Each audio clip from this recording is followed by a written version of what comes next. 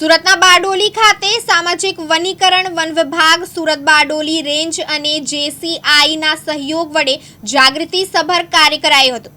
બીજોત્સવ એટલે સીડ બોલ making project દ્વારા બારડોલી નગરના સામાજિક સંસ્થાઓ સાથે મળી ઇન્ડિયા બુક ઓફ રેકોર્ડ્સમાં સ્થાન મેળવ્યું છે। પર્યાવરણ અને પૃથ્વીને હરિયાળી બનાવવાના ઉમદા હેતુ સાથે બારડોલી સામાજિક વનીકરણ વન વિભાગ અને નગરની સેવાભાવી સંસ્થાઓ દ્વારા બીજોત્સવનું આયોજન કરાયું હતું। બારડોલી કોલેજ ખાતે ઉમદા કાર્યનું આયોજન કરાયું હતું।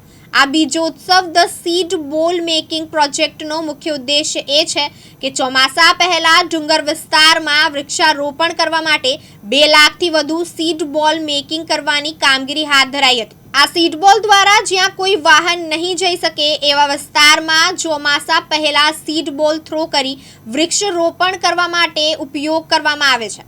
नमस्ते। आज हमारे सूरत सामाजिक वनीकरण विभाग और JCI संस्था के संयुक्त उपक्रम से हमने एक बीजोत्सव मनाया है, जिसमें हमने जंगल के अलग अलग स्पीसीज के बीजों से सीड बॉल बनाए हैं। जैसे सेवन हो गया, नीम हो गया, साग हो गया, खैर हो गया, और ये सब स्पीसीज हम सीड बॉल बना के लोगों के साथ इसको मतलब जंगल में सीड बॉल थ्रो करवाएंगे, जिससे कि अवेयरनेस बढ़े कि वृक्षों का हमारे जीवन में कितना उपयोग है। और इसमें काफ़ी बड़ी संख्या में बच्चों ने सहभाग लिया है। तो मेरा यह मानना है कि ये अर्ली एज जिसमें हम उनको अवेयर कर सकें बीज का महत्व, वृक्षों का महत्व, और सीड बॉल जो कि हम बना के ऐसे रिमोट एरिया में फेंक सकते हैं जंगल में, जहाँ की हम एक्सेसिबल नहीं है, हमें मतलब फिजिकल रूप से जाना वगैरह। तो वहाँ पे हम बारिश के पहले अगर सीड बॉल को थ्रो करते हैं तो उसमें से अच्छे वृक्ष बनेंगे और जंगल संवर्धन होगा, जंगल बढ़ेगा। तो यही हमारी कोशिश थी JCI संस्था के साथ में मिलकर वन विभाग की कि इसकी अवेयरनेस बढ़े सीड बॉल की, वृक्षों का हमारे जीवन में क्या महत्व है, ग्लोबल वार्मिंग, जलवायु परिवर्तन, तो हमें जंगल बढ़ाना है और उसमें सीड बॉल एक काफ़ी अहम भूमिका निभाता है। हम दूर के एरिया में जहाँ हम ह्यूमनली जाके पॉसिबल नहीं है, वहाँ पे सीड बॉल फेंक के जंगल की डेंसिटी बढ़ा सकते हैं। धन्यवाद। दिन प्रतिदिन ऑक्सीजन वधी सके तदुपरांत ग्रीन गुजरात, ग्रीन भारत बनाववा माटे सीड बोल मेकिंग करवामां આવ્યા હતા। सामान्य रीते आ बीजोत्सवनो मुख्य हेतु लाखोनी संख्यामां सीड बोल एटले के बीजना गोळा तैयार करवानो हेतु छे। હું GFF doctor Milind Parekh JCI બારડોલીમાં હાલમાં પ્રેસિડેન્ટ તરીકેની મારી જવાબદારી નિભાવું છું।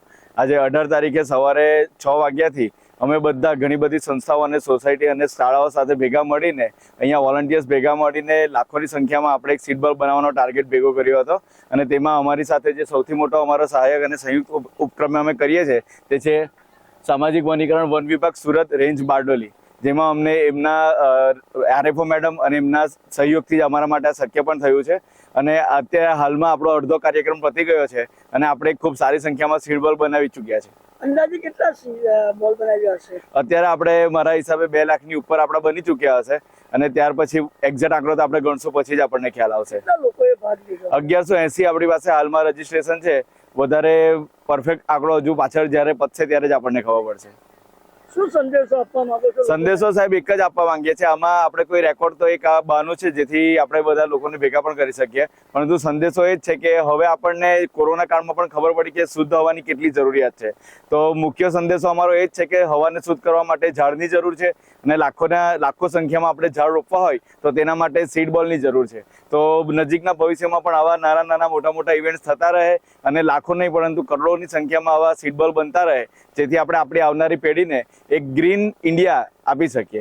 सीड बोल मेकिंग प्रोजेक्ट द्वारा हजारों बीज बोल तैयार करवामां આવ્યા હતા, જે આગામી વરસાદી મોસમમાં રોપાણ માટે વપરાશે।